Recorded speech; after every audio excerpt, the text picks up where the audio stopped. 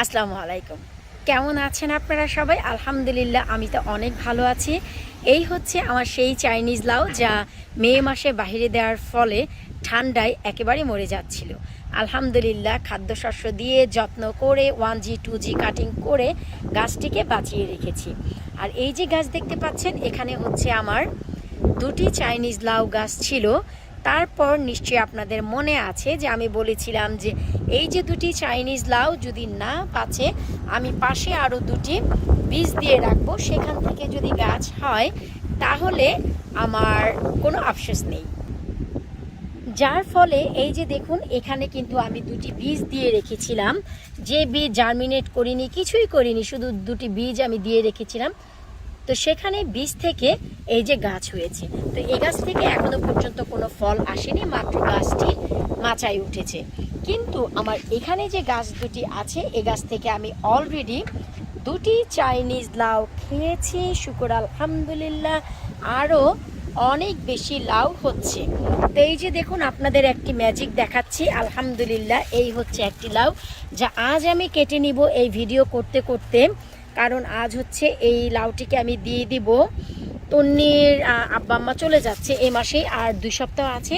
তো মিশু মাসিকে আমি দেব, তাহলে তারা খেয়ে যেতে পারবে, কারণ আল্লাহর রহমতে অশেষ মেহেরবানি। এই যে দেখুন যে যতখানি আপনারা দেখতে পাবেন ওই যে দেখুন, আবার এই যে 2 দিন না যেতেই এই যে লাউটি এটিও খাওয়ার উপযুক্ত হয়ে যাবে। তো অলমোস্ট আমার গাছে প্রায় 9টি চাইনিজ লাউ হয়েছে। সো এটি যদি দিয়ে দিই আমার আফসোসের কিছু নেই। তারা মুরব্বি মানুষ, যদি খায় দেখা যাবে। ওই যে দেখুন, আবার এই যে দেখুন, এই যে এটি অলমোস্ট আমি পরাগায়ন করেছি, এই যে দেখুন। তো এটিও বেঁচে যাবে। আবার এই যে কর্নারে একটি হচ্ছে। আবার ওরে বাবা তুমি কোথায় গিয়েছো? আমার সিম গাছের মধ্যে তুমি চলে গিয়েছো, যেও না গো সাথী, ও সাথী আমার, তুমি কেন গিয়েছো আমার সিম গাছে?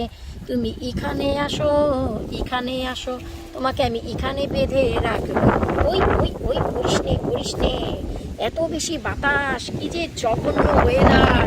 ও মাই গড, দেখুন আমি নিজেও ধাক্কা খাচ্ছি, আমার গাছপালাও ধাক্কা খাচ্ছে। আর ওয়েদারের প্রবণতা দেখুন, আজ নিয়ে পুরোপুরি 16 দিন আমার বাসার এই অবস্থা। খুবই খারাপ, রোদ্রের কোনো বালাই নেই, কিছুই নেই, শুধু হচ্ছে বাতাস আর বাতাস। এই যে দেখুন গাছগুলো একেবারেই পড়ে যাওয়ার অবস্থা। তারপরে লাভলি ভিউয়ার জানতে চাচ্ছিল যে আমার চাইনিজ লাউ গাছের কী অবস্থা, কারণ তাদের লাউ গাছগুলো নাকি বড় হচ্ছে না, বাড়ছে না, ছোট ছোট লাউ হয়ে হলুদ হয়ে পড়ে যাচ্ছে। আমি সবাইকেই বলবো, লাউ গাছ বলেন, কুমড়া গাছ বলেন, বেগুন গাছ বলেন, সিম গাছ বলেন, যে কোনো গাছই বলেন না কেন, গাছের ফুল ফল টিকিয়ে রাখার জন্য ম্যাগনেসিয়াম, ফসফরাস খুবই খুবই খুবই ইম্পর্টেন্ট।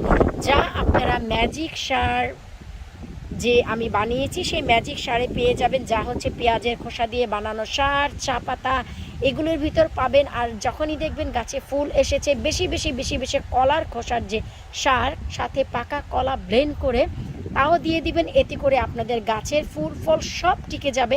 আমি বারবারই বলি, আপনারা এত বড় গাছ বানান, ফলগুলো হয় পড়ে যায়, শোনার পর আমার অনেক বেশি খারাপ লাগে। আর আল্লাহর রহমতে আমি অলরেডি 3টি চাইনিজ লাউ খেয়েছি।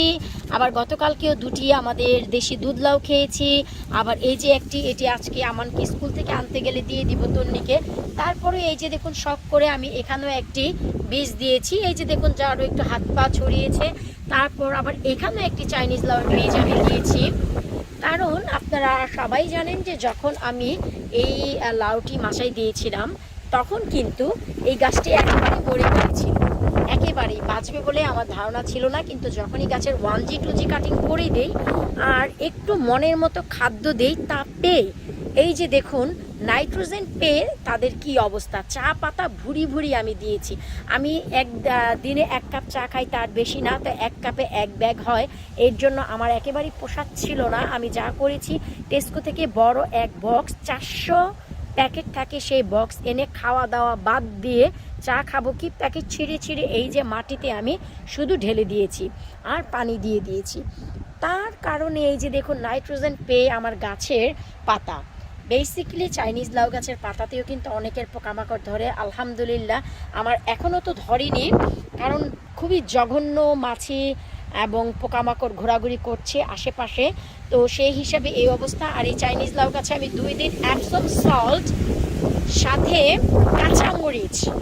কাঁচামরিচ ব্লেন্ড করে পানির সাথে সেই পানি ছেঁকে অ্যাপসম সল্ট মিশিয়ে 2 দিন আমি স্প্রে করেছি, তার বেশি আর সময় পাইনি।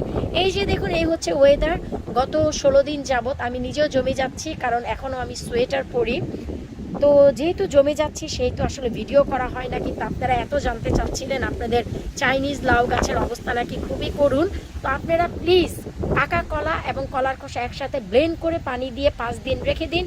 তারপর 5 দিন পর সেই পানির সাথে পানি মিক্স করে আপনারা গাছের গোড়ায় গোড়ায় দিন, চা পাতা দিন, আর অ্যাপসম সল্ট, কাঁচামরিচ, এমনকি ম্যাজিক কীটনাশক পার্ট 1, ম্যাজিক কীটনাশক পার্ট 2, যা আপনারা ইউটিউবে গিয়ে যদি সার্চ করেন ম্যাজিক কীটনাশক পার্ট 1 লাবণী কিচেন, ম্যাজিক কীটনাশক পার্ট 2 লাবণী কিচেন, সেখানে আপনারা পেয়ে যাবেন।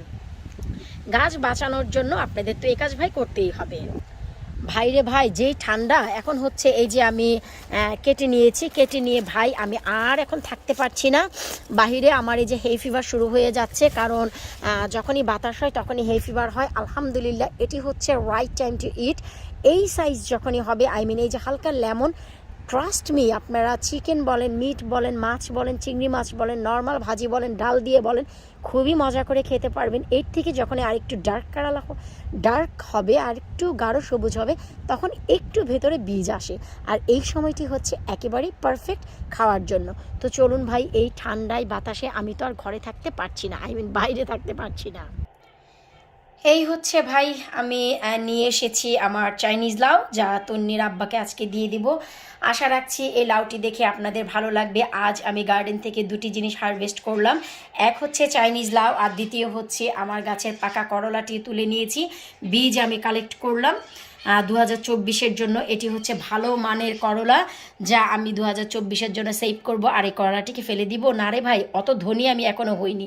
এটি দিয়ে, পাকা করলা দিয়ে ভর্তা বানিয়ে খাবো, ইটস রিয়েলি টেস্টি। তা না হয় অন্য আরেক সময়। আজ আমরা চাইনিজ লাউয়ের গল্পে আছি, সেখানেই থাকি। তো আপনাদের কিছু জানার ইচ্ছে থাকলে অবশ্যই ভিডিওর নিচে কমেন্ট করবেন। ট্রাস্ট মি, আপনারা আমি যে কীটনাশক বলেছি তা যদি আপনারা দিয়ে যান, আপনাদের গাছে কোনো পোকামাকড় ধরবে না। আর যে খাদ্য বলেছি সপ্তাহে 1 দিন অবশ্যই দিতে হবে, এতে করে ভুরি ভুরি চাইনিজ লাউ আপনারা খেতে পারবেন এই সামারে। মাত্র জুলাই মাসের 3 তারিখ আজকে, বিশ্বাস করুন ডিসেম্বর পর্যন্ত আপনারা এই লাউ খেতে পারবেন। সো নিরাশ একেবারেই হবেন না, যা বলছি শুধু কষ্ট করে আপনারা একটু ফলো করেন। আমি যা জানি আমি চেষ্টা করি আপনাদের জানাতে। ভিডিওটি ভালো লাগলে প্লিজ ফ্রেন্ডস ও ফ্যামিলির সাথে শেয়ার করবেন।